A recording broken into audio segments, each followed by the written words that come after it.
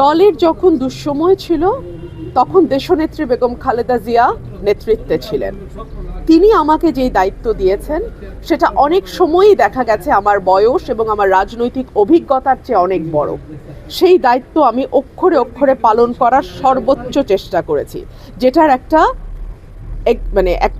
রূপ আপনারা দেখেছেন যখন 2018 সালের সংসদে 19 সাল থেকে আমি জয়েন করি এবং সেখানে আমার ভূমিকা কী ছিল।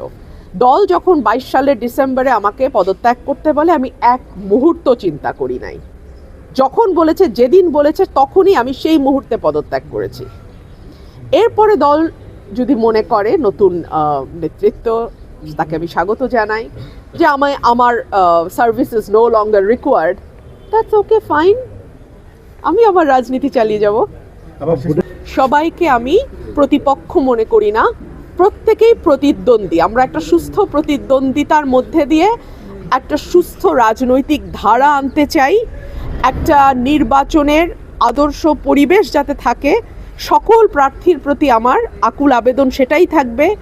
আমরা এক একজন এক এক দলকে রিপ্রেজেন্ট করতে পারি, কেউ স্বতন্ত্র হিসেবে আসতে পারি, কিন্তু প্রত্যেকে যেন নির্বাচনী আচরণবিধি আমরা পালন করি, সেই অনুরোধটা আমার নিজের প্রতিও থাকবে, সকলের প্রতিও থাকবে।